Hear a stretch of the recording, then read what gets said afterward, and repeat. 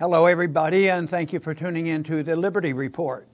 With me today is Daniel McAdams, and Daniel, it's good to see you today. How are you this Monday morning, Dr. Paul? Doing well, and we'll go back to our old subject that we've talked about a lot, and that's Iran.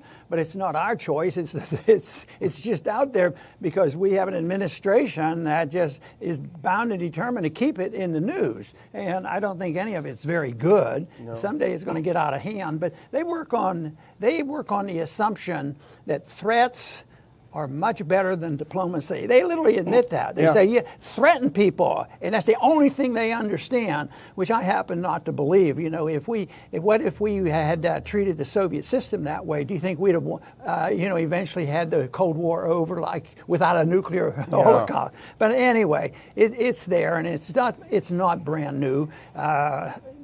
The National Security Advisor, Bolton, he's behind all this, along with many colleagues. I mean, he's not by himself, and he doesn't exist in a vacuum.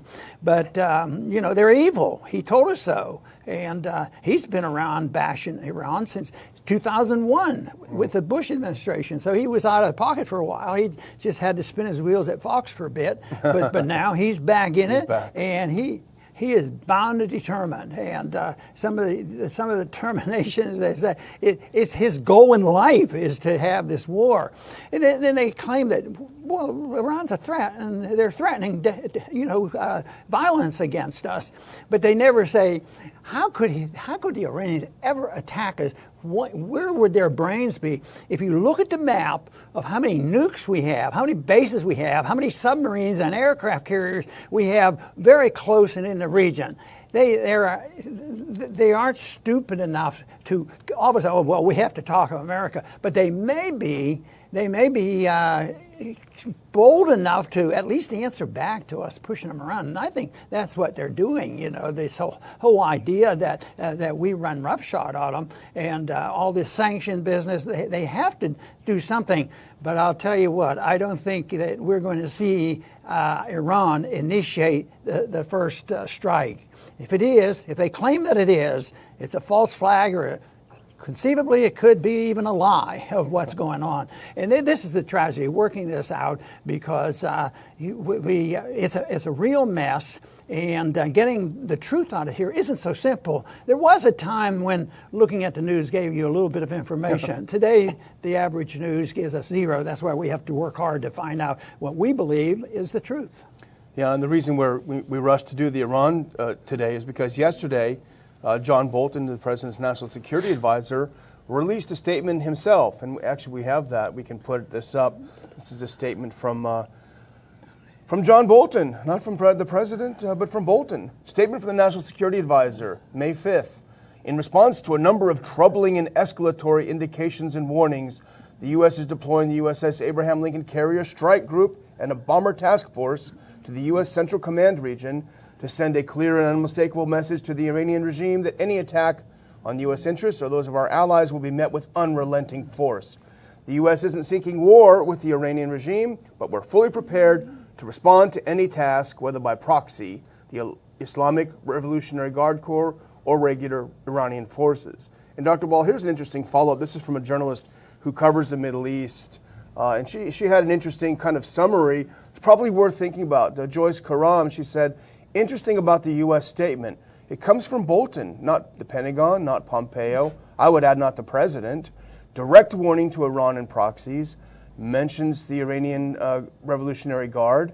Mentions U.S. allies. And she finally says Iraq and Hormuz are the most vulnerable areas right now. So an interesting summary. You know, I want to add one more sentence to your quote from Bolton, because there's another reason for us to be very concerned. And this article says, the news of Mr. Bolton's effort to find a way to strike back at Iran comes as evidence is rising that Tehran is considering to leave the nuclear agreement. No. Oh, my goodness. What kind of country are they? Isn't that just absolutely bewildering? I mean, all this recent trouble, we're not big on treaties and things, but if there's a treaty that actually has a diminished conflict, you don't want to jump at it, and because what you're doing is saying, well, we want conflict. So here they are. We leave, cause this mess, and yes, I think they have said, we're not going to obey all the details, especially with us. We broke the treaty, and now they turn this around, and they say it's Iran is threatening to break this treaty. What right do they have to do that? So exactly, and Iran's behavior while the treaty was in force and the U.S. was a part of the treaty, that is indicative of reality, not the feverish fantasies in the neocon brains. What happened when the whole thing was in force? Iran was still abiding by it. Trade was happening. Trade was opening. They wanted to buy some planes from us. They wanted to do business with us. They did business with the Europeans. If Iran was just hell-bent on attacking anything, like they claimed with Assad and all the other monsters before, they would have taken that opportunity to do something. Instead, they took that opportunity to do business. I think that says a lot. One thing that one article suggested that this is very good, being tough, because this is the only thing that the Iranians will listen to. And I can't imagine why this type of talk and more dissension and breaking up of any correspondence with Iran can be any more threatening than what we already have. I mean, it's so overwhelming, the amount of power that we have. Matter of fact, if we didn't even have those bases circling Iran, I mean, the intercontinental ballistic missiles means that they can't do one single thing. And, of course, Israel wouldn't stand idly by either. This whole idea that they're threatening violence. This is not to excuse them for their shortcomings, and they have them, their own shortcomings.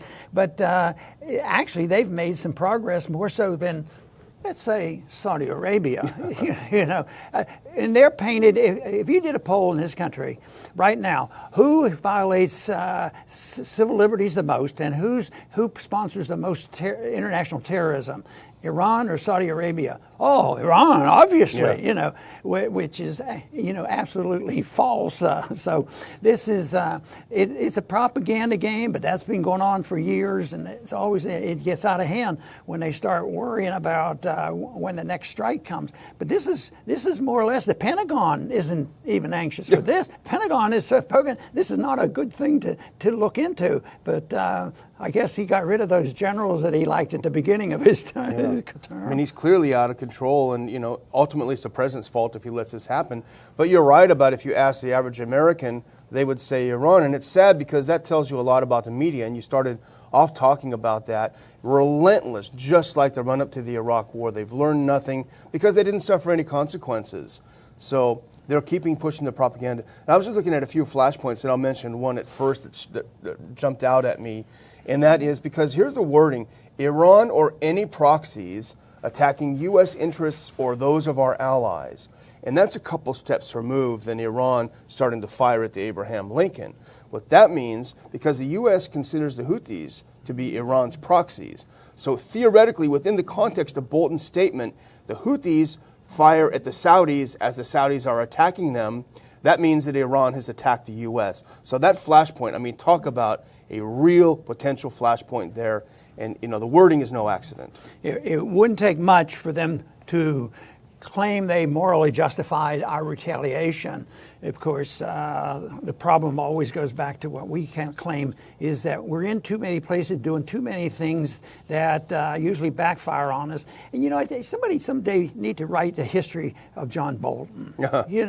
How many successes has he had? Can you think of anything and say, Ron, you're okay, he's a bad policymaker, but don't you remember, look at what he accomplished here or there. And he has his hand in everything. And the point you made at the beginning was he quotes himself. It's almost like he's made himself the leader of all policy. But he couldn't do this if the media didn't allow that to happen. If they made fun of him and said, "What's he doing?" They would never do that. They sort of pump him up because there's the military-industrial complex are always in the business of, no, we don't want war. They're probably right. They don't want an all-out war, but they do want an all-out pretense or threat of war because we gotta build the weapons, and that looks like it's continued. But it looks like it's a little bit overkill. I mentioned how many missiles and weapons are surrounding Iran. Yeah. But how many ships? And I mean, we're talking when we put the ships in there and the bombers. I keep thinking, isn't that something that you might have seen? World War II tactics, because the advanced weaponry isn't going to tolerate these things in a real war. I mean, a battleship or even the USS Lincoln might go down with one torpedo. Those fast boats. Yeah. Here's another big flashpoint. I think Yemen's a big one. Here's another big one though, because the casus belli now that they're screaming that Iran has been attacking us is that a while back, you may remember, a few rockets were fired toward the U.S. Embassy complex in Iraq. And they did no damage, they didn't hurt anyone, but immediately the U.S. and the neocons said, aha, Iran is attacking us, Iran is attacking us. So Iraq being as unstable as it is, why? Because Bolton and his buddies liberated it a few years ago. It's very unstable, anyone can get a hold of some rockets, maybe even some covert people on our side, fire a few of them toward the enemy. Bolton says, aha, this is the Iran proxies, they're firing on us, time for war. One thing we don't see, we see a lot of argument going between Republicans and Democrats. There's a big deal. The election is coming up, but it's still Russiagate and who spied on whom and who's the most immoral in their activities. But there's no serious debate about foreign policy. I don't hear too much from them. I guess when they have the opportunity to say, if something gets worse, it's the administration. But they're not there. There's no debate on the Senate floor and the House floor, on the real issues, whether it's Venezuela. Fortunately, there was a little bit on Syria, and trying to get troops out. And Yemen was a thing. At least there was some talk, but it's not really a debate. And matter of fact, I think Pompeo restated his position. I don't need Congress to give me authority. Well, what about the Constitution? Yeah. Oh, that's what we're fighting for. We're fighting for their Constitution and our Constitution. So we're fighting for that. So therefore, we can do whatever we want. And Congress goes along with it too.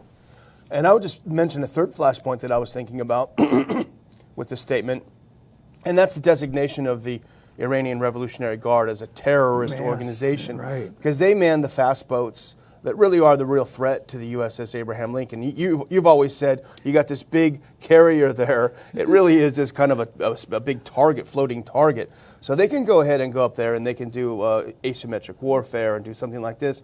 But designating them a terrorist organization, that would mean if the Abraham Lincoln sees them, they'd be able to fire on them. We fire on terrorists. We attack terrorists. So this is carefully being set up by Bolton. He may be evil, but he's no dummy. And I mean by Bolton, I mean the people around Bolton as well. They're setting this up. They're trapping Trump into a situation where he'll have no other option but to go to war. Well, the big thing, and we mentioned this the other day, is this zero tolerance for zero amount of oil leaving Iran. That's war too, isn't it? Yeah, it is, and there will always be. They don't call it a black market; they just call it a gray market. And maybe someday there'll be a European country that might say, "Hey, this is really hurting us too much." When that comes, that means that they've given up on the unbelievably strength of the United States, and it will never be vulnerable, which is the position now. Nobody can defy, no, I wouldn't say nobody, but the basic number of people, will not defy the United States because of the financial controls and also our military might. So this is something that people will have to put up with, and when this comes to an end, I'll tell you what, it's going to be bad because there's going to be a lot of anger. Even though right now we're not getting any support from other countries, and they must resent. All the sanctions that we put on and the way we deal with people and say, you do it or else, because that's our foreign policy. Yeah, running around, stamping our feet. Someone pointed out on Twitter today, here's another clear message. We send clear messages to China, Russia, Venezuela, Iran, North Korea, and so on with putting our ships and our military there. It really is, it's reckless and it's foolish, but it also sort of suggests weakness.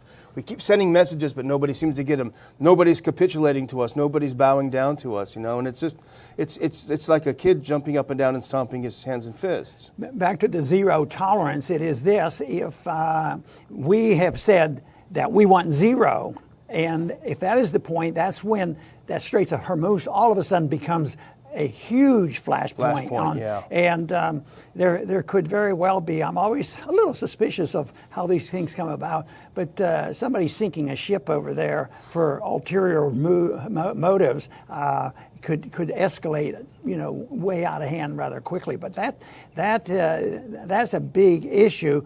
But fortunately, Trump has changed his mind at times. But the thing of it is, it may be beyond his changing his mind. It would be if the incident happens, it'd be changing the minds of the Iranians.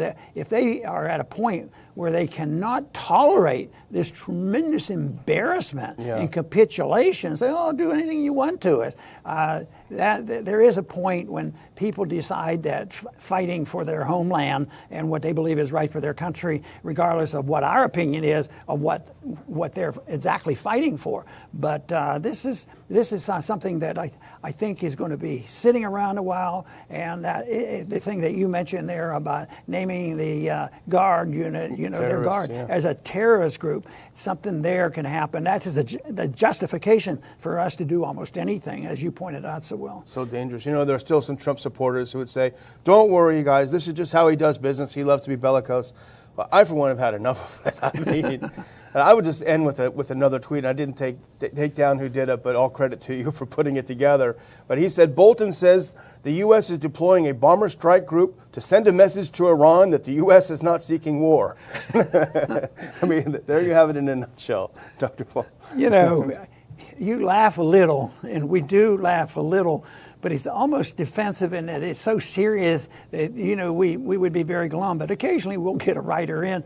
You guys can't smile when you say this stuff. Well, it's almost a smile of ridicule, how bad this is, and you have to sort of blow it off by saying it. But it is serious, and that's why we're in this business of trying to change our foreign policy. I remember going into Congress the second go-around in 1996, I was elected, that things started perking along, and that was when the first resolution came up in 1998, the Iraqi Freedom Act, which I spoke out strongly against. I said, this can lead to war, and we shouldn't do it. But I would kiddingly say to people, but deep in my heart, I wished I could have achieved it. I'm here to stop war. I should be here. Hopefully, I can make enough impression that I can stop a war. So far, the wars go on. I think, though, that our support for this position is growing. I don't think there's any doubt about that. Matter of fact, I don't think it ever existed. I just don't believe the people between 18 and 25 in two different countries decide, oh, let's have a war. Let's go shoot each other. I don't like those people over in Iran. We want to send our kids over there and have a... Never does that happen. It's all conspiracy by big government for wars, for land and oil, or military industrial complex, or whatever. We'll send the kids. Usually the people who are sending the kids are the people who made sure that they never had to go and they got their deferments. And of course, I don't even believe in the draft, and that's one thing. But if you duck the draft and then send somebody else's kids and have a pro-war position, that, sort of a bit immoral in my estimation and wrong. So we'll keep plugging away on the morality. of a non-interventionist foreign policy and emphasize if we followed the Constitution, we would have a lot less war instead of these dozens and dozens of wars and skirmishes that have existed throughout our history. There is a better way to go. I think we will have an opportunity because it will soon be noted that our foreign policy is failing, and it will soon be noted that the financing of these wars through the Federal Reserve System will end. And then maybe we can get together with others to devise a foreign policy much more sensible. I want to thank everybody for tuning in today to the Liberty Report. Please come back soon.